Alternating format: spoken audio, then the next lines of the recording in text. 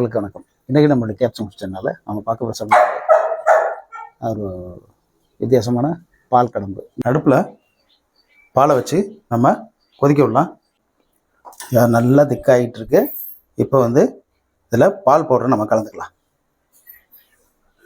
நம்ம பால் பவுடரை அப்படியே நல்லா கலந்து நல்லா கிளறி விட்டுடலாம், கட்டி பிடிக்காத அளவுக்கு. இப்போ நம்ம இதில் இந்த சீனி கொட்ட போகிறோம். சீனியை கொட்டின பிறகு பால் கொஞ்சம் மறுபடியும் நீர்த்தன்மையாகும். அதனால் பயப்பட வேணாம். நீங்கள் நல்லா அதை கிளறி விடுங்க. அந்த சீனி எல்லாமே நல்லா கரைஞ்சி வரட்டும், பால் அப்படியே சுண்டி வரட்டும். அதுக்குள்ளே நம்ம அந்த கடல் பாசியை காய்ச்சலாம். வேறு ஒரு பாத்திரத்தில் ஊற வச்சோம் இல்லைங்களா கடல் பாசி, இதை அப்படியே ஒரு 10 நிமிஷம் காய்ச்ச வேண்டியதுதான். அது பாருங்க, கடல் பாசி இந்த அளவுக்கு கரையணும். இப்போ நம்ம இதில் ஏலக்காய் பொடி போட போகிறோம். உங்கள்கிட்ட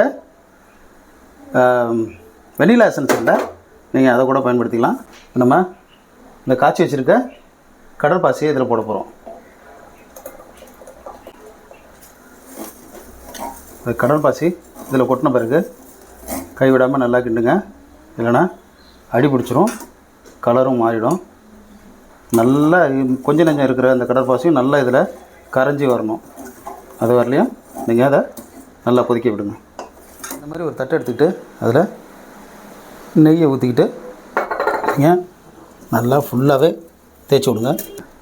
இந்த பால் நல்லா இந்த பக்கத்தில் இப்போ இறக்கி நம்ம நெய் தடவி வச்சுருக்கோம் இல்லைங்களா, அந்த தட்டில் அப்படியே ஊற்றி ஆற விட்டுடலாம்.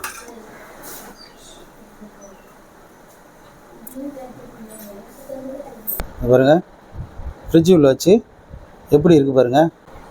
நம்ம இதை கட் பண்ணி டேஸ்ட் பண்ணி பார்க்கலாம். இதை அழகாக ஒரு கத்தியால் கட் பண்ணலாம்.